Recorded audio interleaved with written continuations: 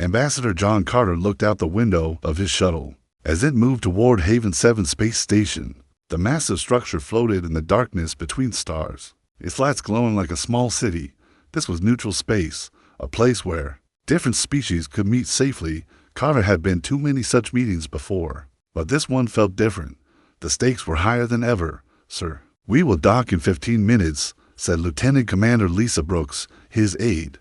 She was young but smart, and Carter trusted her judgment. She had been with him for 3 years now, helping him navigate the complex world of alien diplomacy. Carter nodded and adjusted his formal diplomatic uniform. The blue fabric bore the symbols of Earth and the United Human Colonies. Today, he would try to make peace with the Zephyrian Galactic Empire. It would not be easy. The Zephyrians were proud and powerful, ruling over hundreds of worlds and dozens of alien species. The problem started 6 months ago. Human colonists had found rich mineral deposits on several planets in the Outer Rim. They built mines and settlements, working hard to make new homes. But the Zephyrians claimed these worlds were sacred to their ancestors. They demanded that all humans leave immediately. Carter believed there had to be a better way. Humans and Zephyrians could share these worlds. The humans needed the minerals for their growing colonies. The Zephyrians wanted to protect their holy sites. Surely they could find a solution that worked for everyone. Captain Morrison reports that our security team is ready, Brooks said, checking her tablet. Captain Jake Morrison led the small group of soldiers who would protect the human delegation. They carried only light weapons, as was proper for a peace meeting. The shuttle docked with a soft bump. Carter took a deep breath and stood up. He carried a briefcase containing detailed proposals for sharing the disputed worlds. Human engineers had designed plans for mining operations that would not disturb Zephyrian sacred sites. Human scientists had studied Zephyrian culture for months to understand what they valued most. The airlock opened, and Carter stepped onto Haven 7. The station was impressive, with wide corridors and high ceilings. Different species walked past them, some he recognized and others he had never seen before. The air smelled of various alien foods and the recycled atmosphere of space stations. A tall figure approached them. Supreme Chancellor Vextal of the Zephyrian Empire stood nearly 8 feet tall, with pale blue skin and large dark eyes. His people had evolved on a world with less light than Earth, giving them excellent night vision but making them sensitive to bright lights. Vextal wore the flowing robes of his office, decorated with symbols of his rank. Ambassador Carter, Vextal said in accented but clear English, "Welcome to Haven 7. I hope our talks will be productive." Carter smiled and extended his hand. The Zephyrians shook it carefully. Their people were not used to physical contact with other species, but Vextal had learned human customs. "Thank you, Chancellor. I believe we can find a solution that benefits both our peoples," Carter replied. They walked through the station toward the conference center. Other members of both delegations followed behind them. Carter noticed several Zephyrian military officers in the group, but this was normal for important negotiations. What he did not know was that some of these officers belonged to a radical faction that opposed any peace with humans. The conference room was large and circular, with a table that could seat dozens of representatives. Flags of both Earth and the Zephyrian Empire hung from the walls. Cameras recorded everything for broadcast to both civilizations. This was meant to be a transparent process, showing both peoples that their leaders were working for peace. Carter opened his briefcase and spread out holographic displays showing the disputed worlds. "Chancellor, I believe these proposals will address your concerns while allowing human settlements to continue," he said. Vextal studied the displays carefully. The human plan was more generous than he had expected. It set aside large areas around Zephyrian historical sites where no mining would be allowed. It included funding for Zephyrian archaeologists to study these sites. It even offered to share some mining profits with the Zephyrian Empire. "This is interesting," Vextal admitted. "My advisors told me that humans only cared about profit, but these proposals show respect for our culture." For 3 days, they worked together. Carter and Vextal found common ground on many issues. They agreed on protection zones around sacred sites. They worked out mining schedules that would not interfere with Zephyrian religious ceremonies. They even discussed joint scientific missions to study the planet's history. Brooks watched from the observation deck above the conference room. She felt hopeful. The talks were going better than anyone had expected. Both sides seemed willing to compromise, but she did not see the small group of Zephyrian officers meeting in a storage room deep in the Station. These officers served Warcast General Murkith, a radical leader who believed that humans were a disease that would spread across the galaxy, if not stopped. He had ordered them to end the peace talks permanently. On the third day, Carter stood to present the final version of their agreement. The document represented hours of careful negotiation and compromise. Both sides had given up some of their demands to reach this point. Chancellor Vextel, fellow delegates, Carter began, I believe we have created something historic today. This agreement shows that different species can work together for mutual benefit. He activated a holographic display showing the final terms. The audience of diplomats and reporters watched carefully. This moment would be remembered in history. Books, the human settlements will continue, but with strict environmental protections. Carter continued, Zephyrian cultural sites will be preserved forever. Both our peoples will benefit from shared scientific knowledge and economic cooperation. What happened next shocked everyone in the room. Several Zephyrian officers suddenly stood up and drew weapons. These were not the energy pistols usually carried by guards, but powerful plasma rifles meant for battlefield use. Death to the human invaders. One of them shouted. The weapons fired before anyone could react. Bright beams of superheated plasma struck Carter and his delegation. The ambassador fell to the floor, his briefcase scattering papers across the room. Captain Morrison tried to draw his weapon, but was cut down immediately. The other human delegates died within seconds. Vextel stared in horror at the scene. What have you done? He demanded. What was necessary, replied the lead assassin, Colonel Zarkith. General Murkith sends his regards. The human plague will spread no further. Brooks watched from above as the people she had worked with for years died before her eyes. She activated her communicator immediately. UHS Endeavor, this is Brooks. The delegation is down. Repeat, the ambassador is dead. Get us out of here now. The assassination was broadcast live across the galaxy. Billions of beings watched as human diplomats were murdered while trying to make peace. The images would be burned into human memory forever. On the UHS Endeavor, Brooks transmitted the footage to Earth using emergency quantum communication channels. The message would reach human leaders within hours. She knew that what she had witnessed would change everything. The age of human diplomacy with the Zephyrian Empire was over. The age of war was about to begin. As the shuttle raced away from Haven 7, Brooks looked back at the station where Ambassador John Carter had died. He had been a good man who believed in peace. Now he was gone, killed by those who preferred violence to negotiation. She transmitted one final message to Earth. Ambassador Carter died trying to make peace. Do not let his death be meaningless. The message would reach President Rachel Manning within 6 hours, and then the galaxy would learn what happened when someone killed a human diplomat under a flag of truce. The secure communication room deep beneath the Pentagon buzzed with activity. Officers and technicians worked at dozens of screens, their faces lit by the glow of incoming messages. From across human space, President Rachel Manning walked through the corridors with quick, determined steps. Her security detail struggled to keep up as she headed toward the war room. She had been in a budget meeting when the emergency alert came through.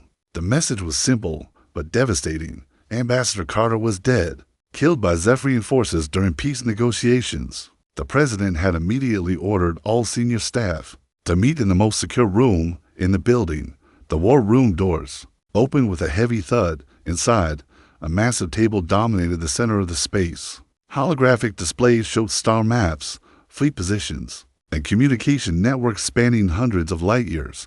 The most powerful people in human government were already gathered around the table, their faces grim. Admiral Frank Sullivan stood at attention as the president entered. He was a tall man with gray hair and steady eyes, a veteran of the border wars against pirate fleets in the Outer Rim. As commander of the Earth Defense Fleet, he knew better than anyone what humanity's military could accomplish.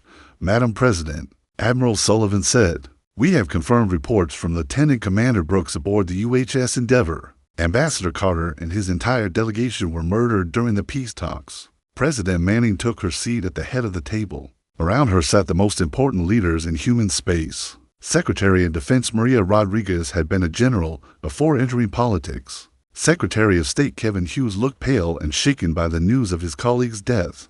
General Peter Collins, head of the Earth Marine Corps, sat with his hands folded, his face showing controlled anger. Show me what happened, the president said quietly. Admiral Sullivan activated the main display.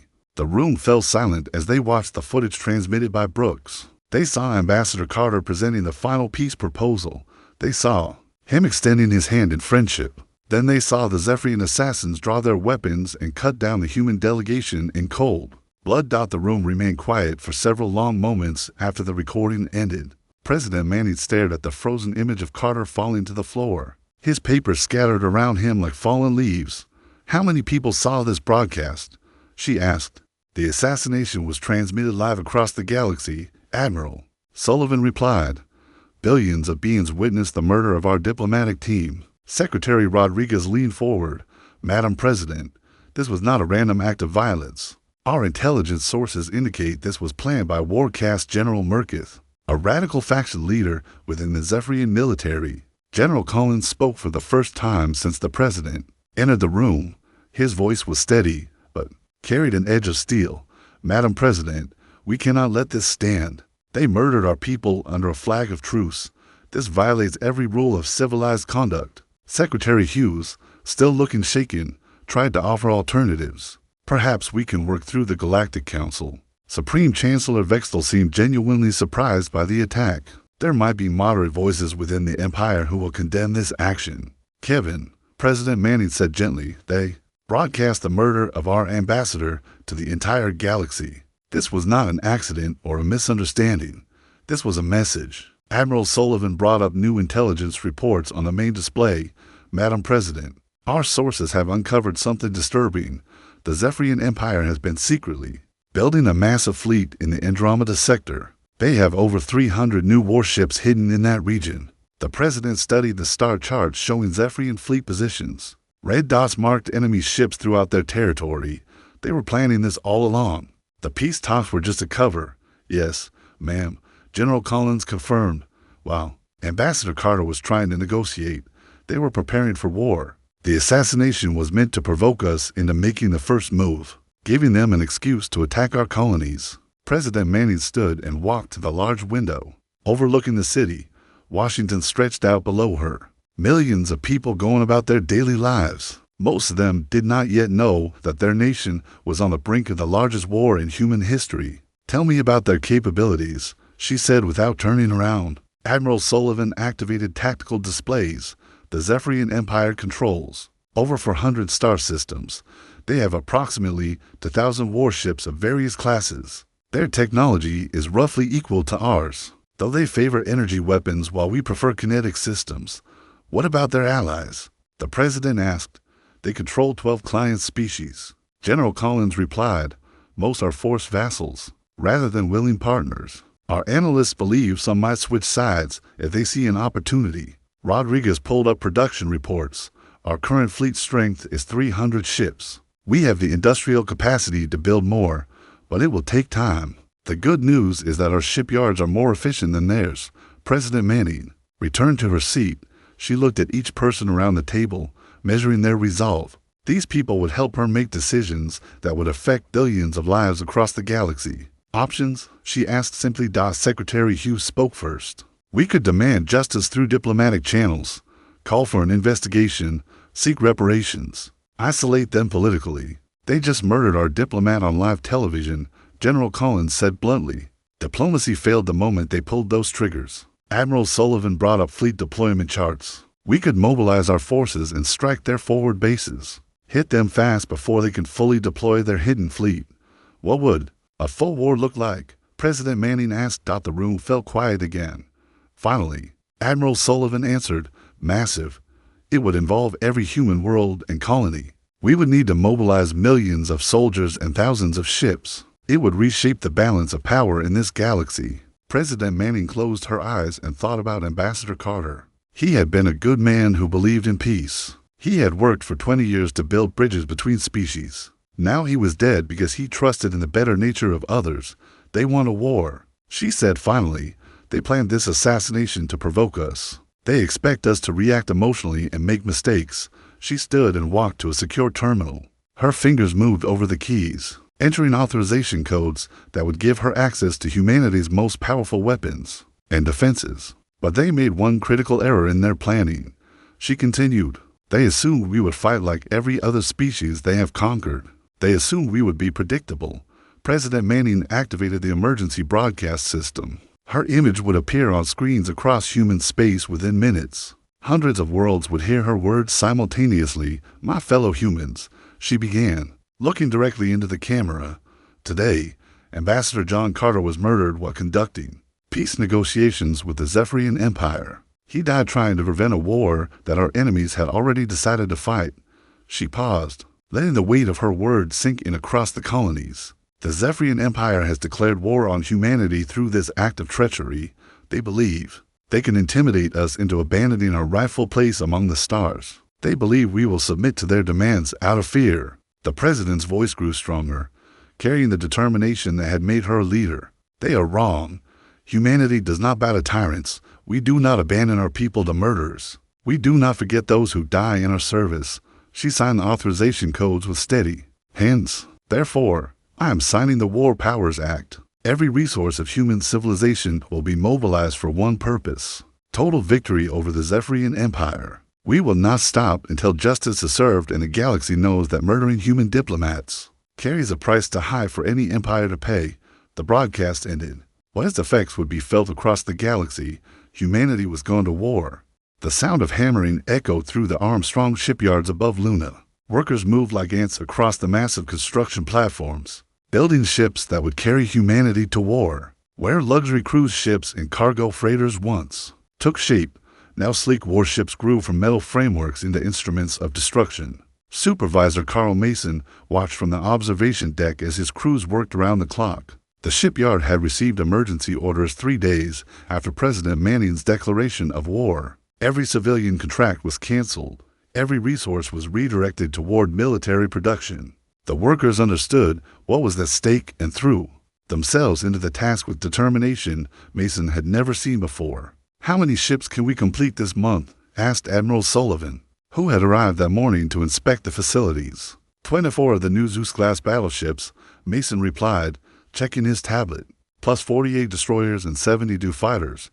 We're working 3 shifts, 7 days a week. Admiral Sullivan nodded as he watched sparks fly from welding torches far below.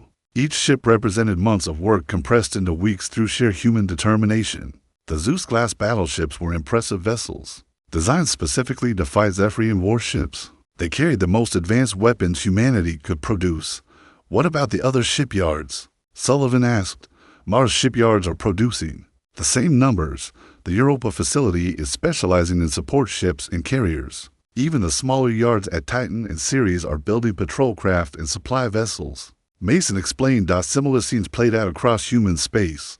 On Mars, General Collins walked through the largest military training facility in the solar system. The red planet's surface was covered with camps where new recruits learned to become soldiers. Men and women from every human world had answered the call to serve. "Sir, we have processed over 2 million volunteers in the past month," reported Colonel Betty Hayes, his training coordinator. She was a tough woman who had served in the border wars and knew how to turn civilians into effective fighters. General Collins watched a group of recruits practice with powered armor suits. The advanced equipment made human soldiers faster and stronger than most alien warriors. Each suit contained computers that helped aim weapons and coordinate with other soldiers. "How long before they're ready for combat?"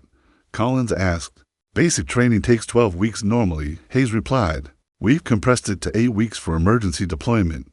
These people are motivated, sir." They all saw the footage of Ambassador Carter's murder. The recruits came from every walk of life.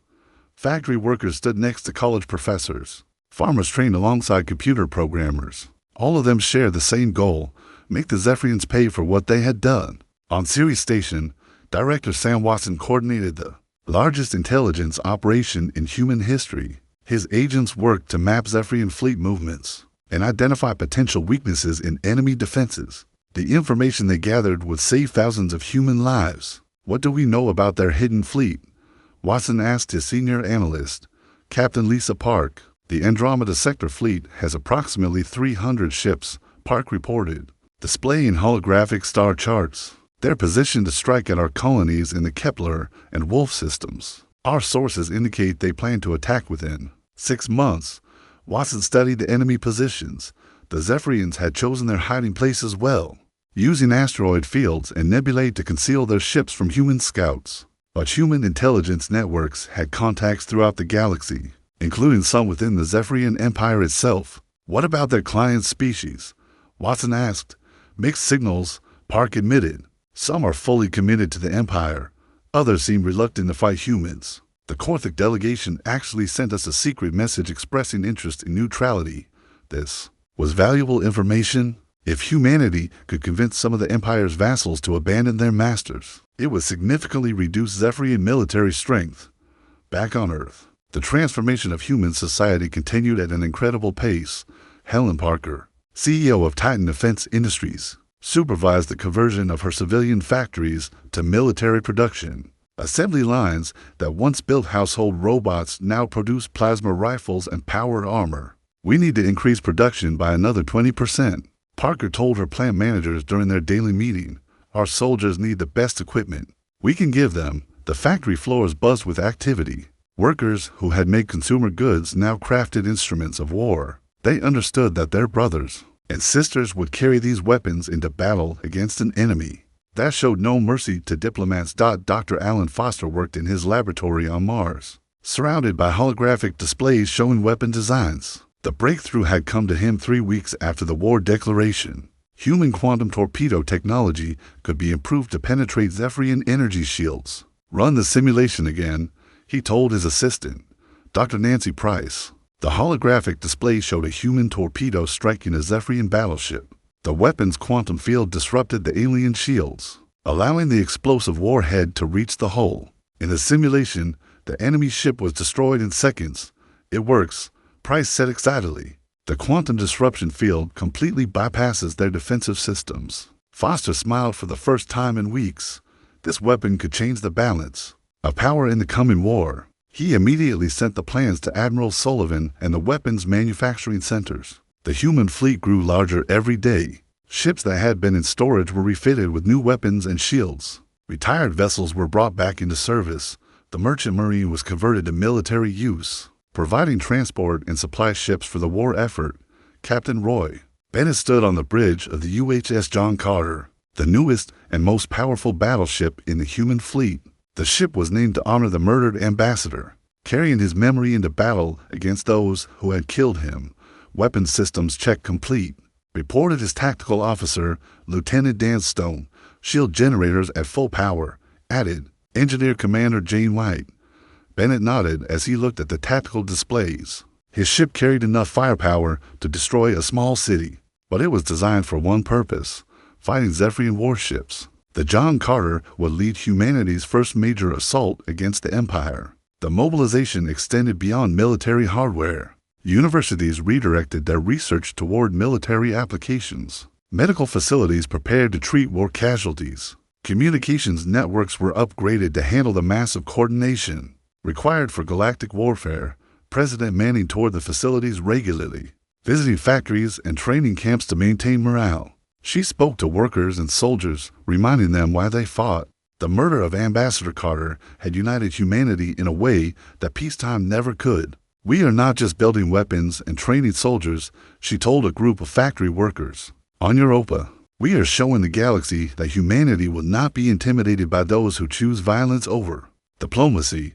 The workers cheered, returning to their tasks with renewed energy. Every bold titan and every weapon assembled brought humanity closer to justice. For their fallen diplomat.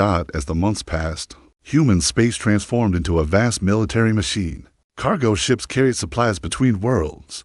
Communication networks buzzed with military traffic. Defensive installations were built around every human colony. The Zephyrian Empire watched these preparations with growing concern. Their spies reported that human industrial capacity far exceeded their own estimates. The species they had dismissed as weak and disorganized was proving to be a formidable opponent. But it was too late to stop what they had started.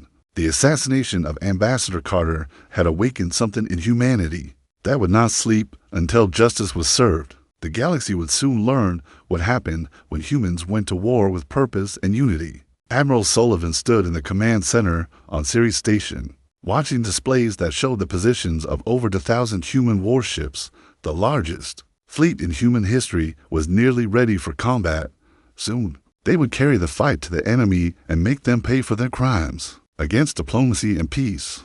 Captain Roy Bennett stood on the bridge of the UHS John Carter. As the massive human fleet moved through hyperspace toward the Kepler system, around him, 150 warships traveled in perfect formation, their hulls gleaming with fresh armor plating and weapon systems.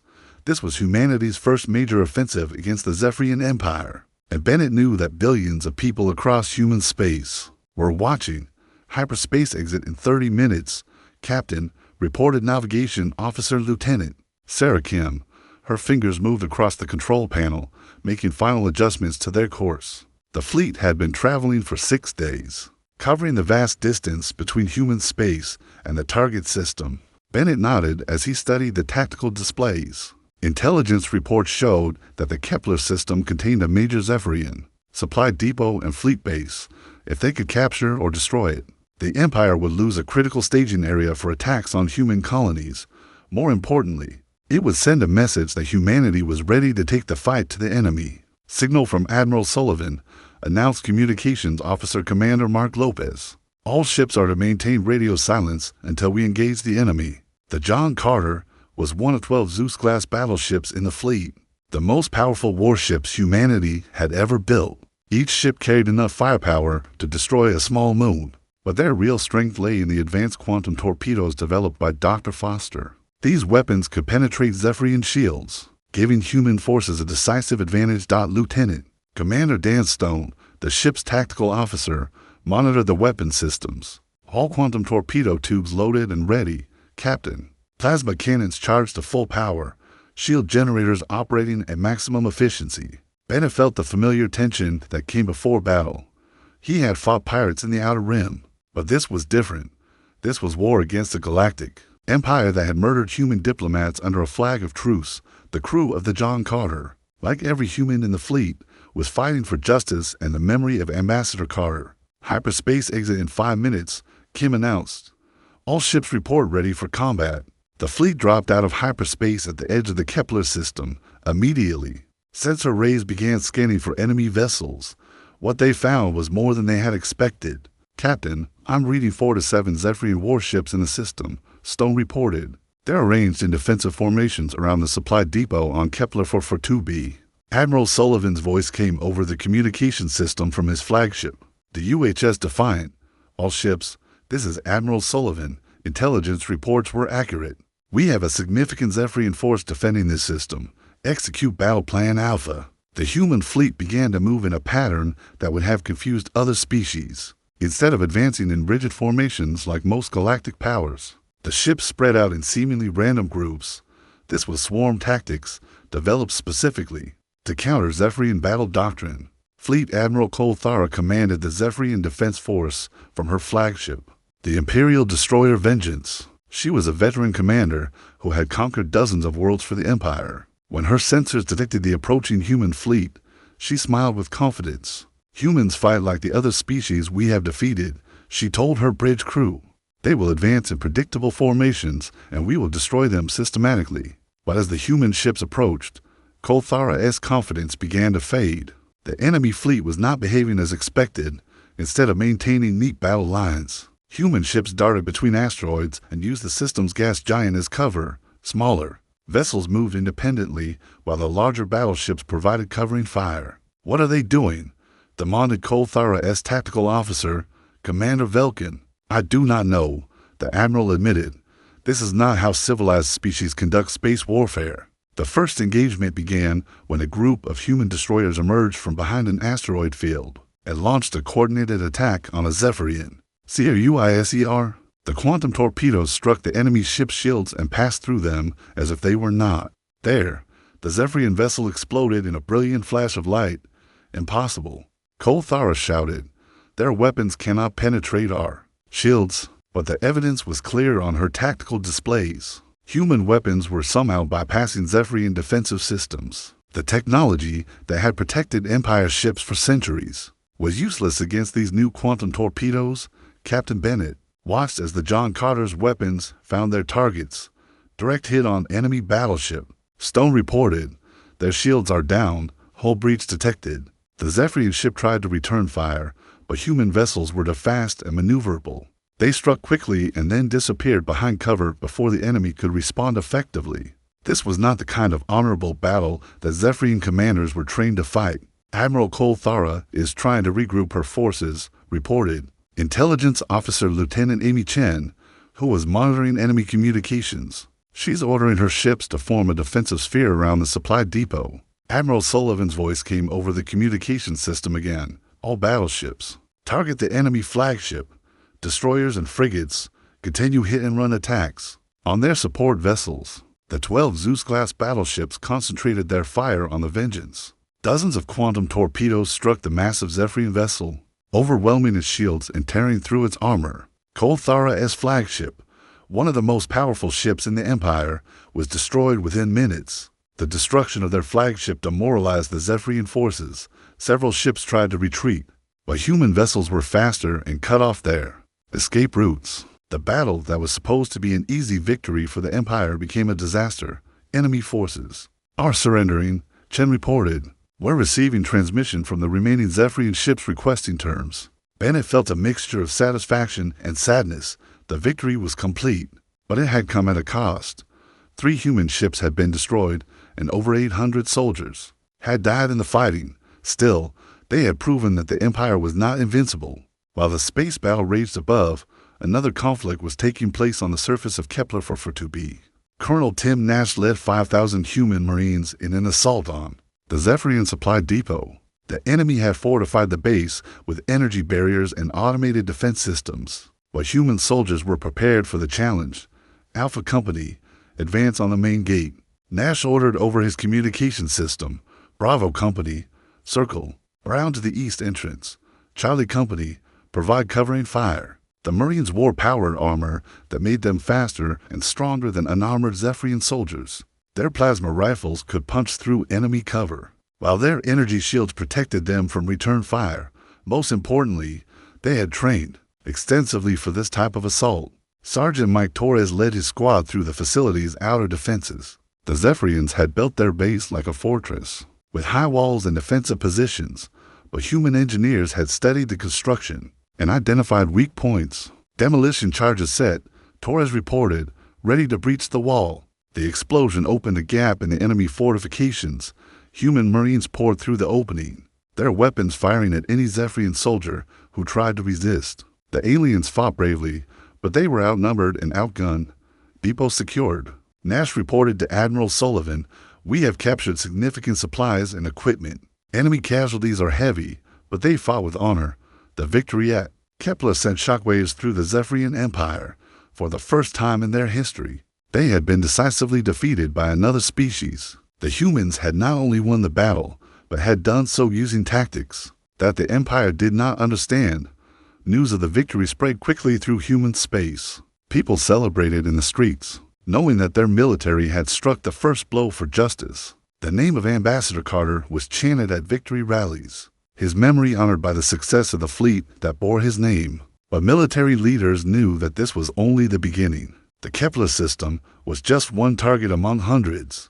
The war against the Zephyrian Empire would require many more battles and many more sacrifices. Admiral Sullivan addressed the fleet after the battle. "You have shown the galaxy that humanity will not be intimidated by those who murder our diplomats. This victory is dedicated to Ambassador John Carter and all those who believe in justice and peace." The human fleet prepared to move on to its next target, carrying the fight deeper into enemy territory.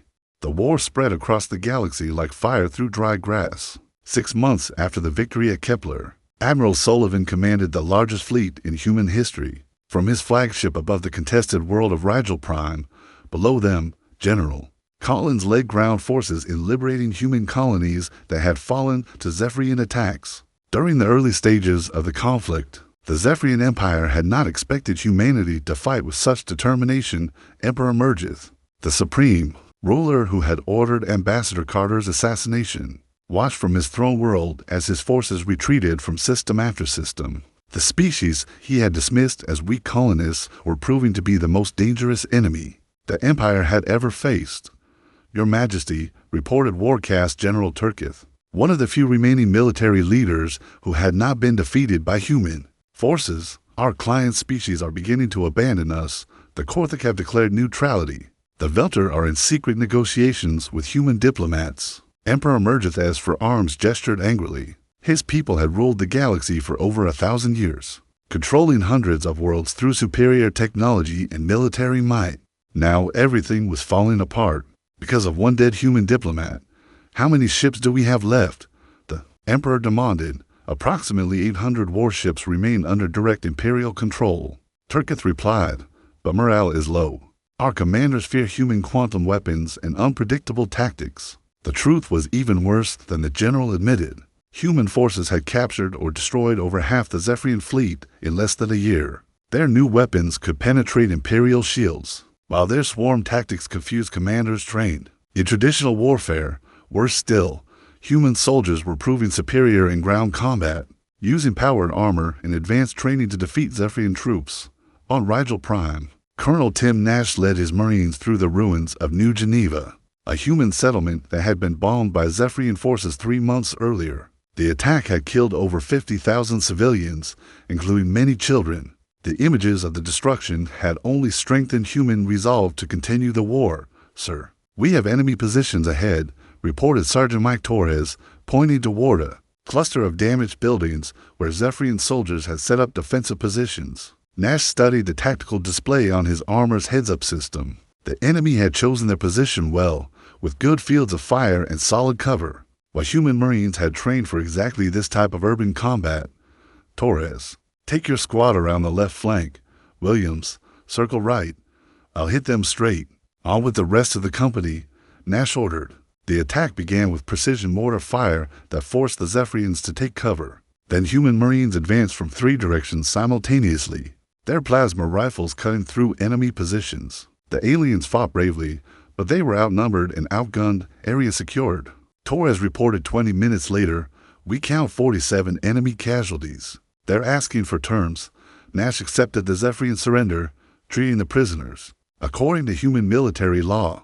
This was another difference between humans and the Empire. Where Zephyrians often killed captured enemies, humans followed rules of war that protected prisoners and civilians. The breakthrough in the war came when Dr. Foster completed his greatest invention. The quantum disruption array, the massive weapon, could disable entire enemy fleets by interfering with the energy systems that powered Zephyrian ships. Admiral Sullivan had ordered it installed on a specially modified battleship called the UHS Liberator. Captain Lisa Park commanded the Liberator as it approached the Zephyrian fleet, defending Rigel Prime.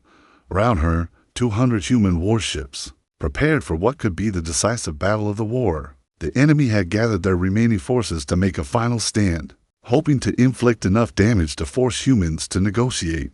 Quantum disruption ray charged and ready, reported Weapons Officer Commander Dave Wilson. The massive device took up most of the ship's interior, requiring enormous amounts of power to operate. Target the center of their formation, Park ordered. Maximum dispersal pattern.